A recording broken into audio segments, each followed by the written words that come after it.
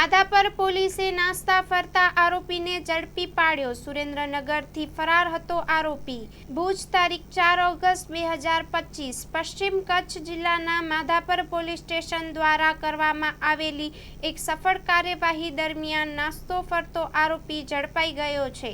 આ આરોપી સામે સુરેન્દ્રનગર જિલ્લાના જોરાવરનગર પોલીસ સ્ટેશનમાં ગંભીર ગુનો નોંધાયો હતો અને તે લાંબા સમયથી પોલીસને ચકમો આપી રહેલો હતો।